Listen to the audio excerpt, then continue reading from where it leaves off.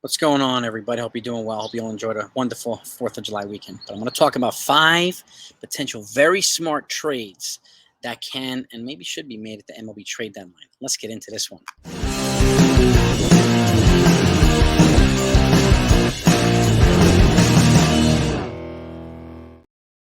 Okay, so the MLB trade deadline is less than 4 weeks away, and there's a lot of needs for certain teams, and certain short-term needs are becoming long-term needs. So these 5 trades address need and fit for both sides, okay, in a very competitive or not necessarily competitive division, but to make them more formidable, okay, to their division opponents and everywhere else. And again, they address needs, and they all appear to be fits with each other as well. So I want to go into this, okay? And by the way, MLB trade deadline is August 1st. I'm going to be going live that day for several hours. I'll give you everything that goes on, live time, as well as everything that happens before that. So if you're not subscribed to this channel, please come along for the ride so you don't miss it. Okay, you can even listen in the background. That way you don't miss anything, especially if you're a fan of a certain team, because I'm going to go over everybody.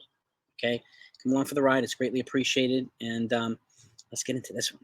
Okay, the first trade is between the Chicago White Sox and Los Angeles Angels.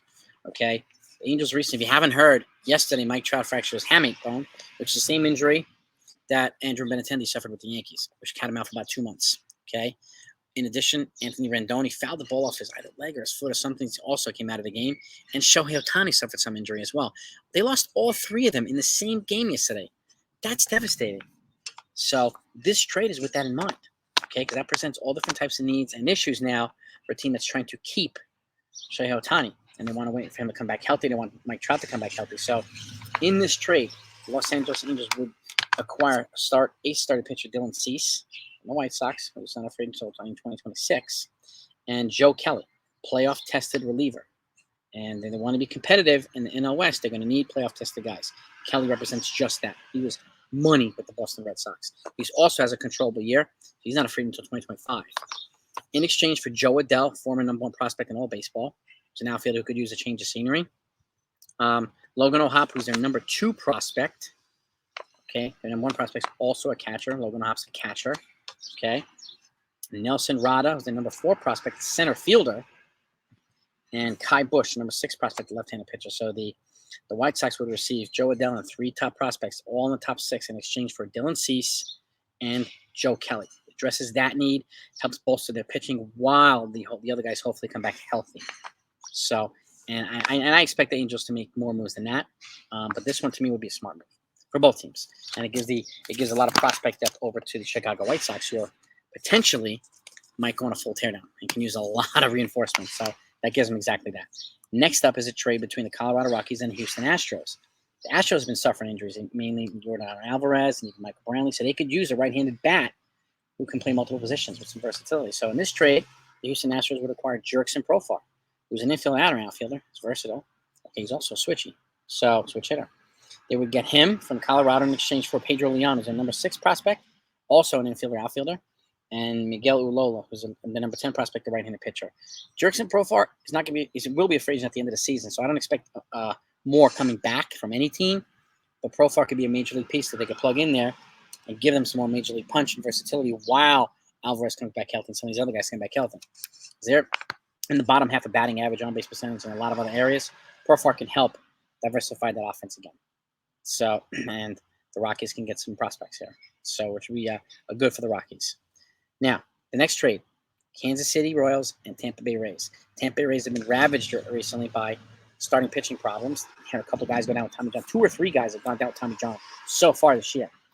So, and Kansas City could use some depth, bugs, pitching depth, positional depth. So, in this trade, Tampa Bay would acquire veteran starter Zach Greinke, okay, who's on a very controllable deal with the Kansas City Royals in exchange for Cole Wilcox, who's a number 8 prospect, going back to the Kansas City Royals. So the Royals would receive a top 10 pitching prospect, and the Rays would receive Zach Greinke to give them another veteran to help with those younger guys in the rotation in their quest to win the division.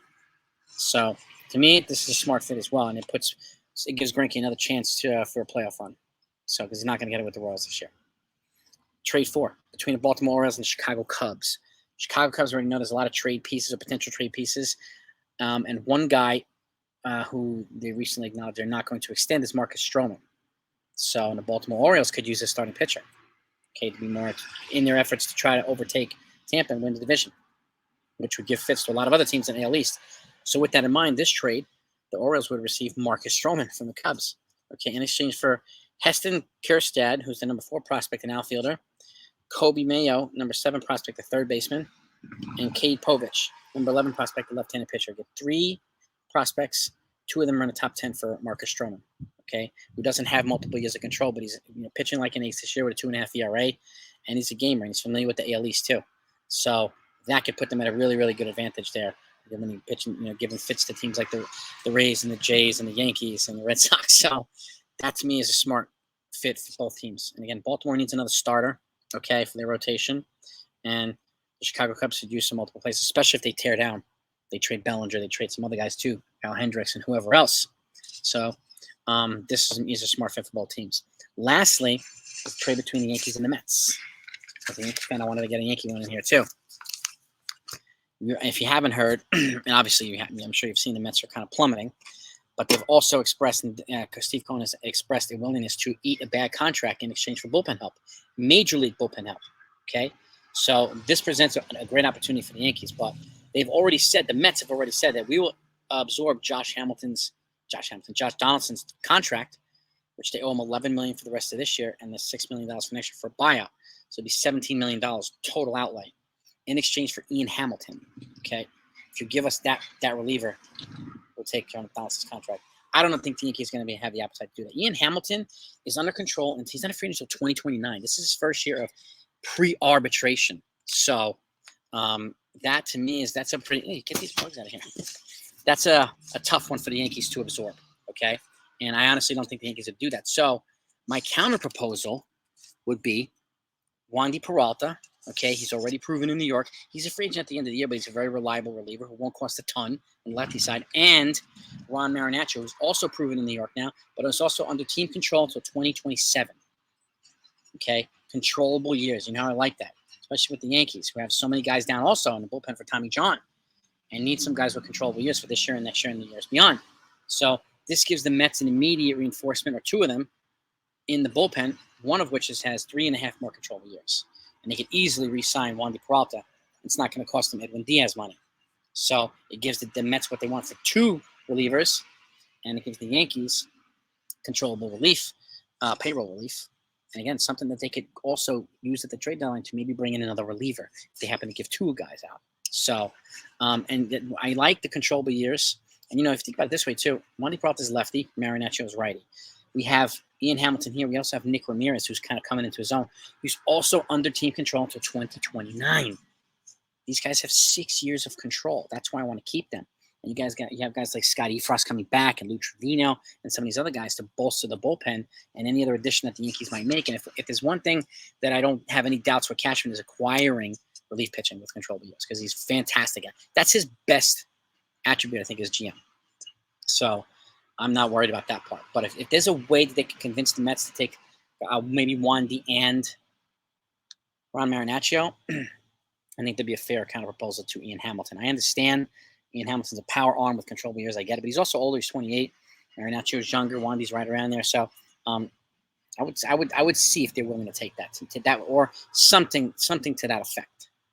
But if there's a way that the Yankees can facilitate the trade and keep Ian Hamilton, it'd be awesome, because you could add him to Clay Holmes, to Michael King, to even Matt Crook. Hopefully, I hope he gets a chance, and Jimmy Cordero and some of these other guys.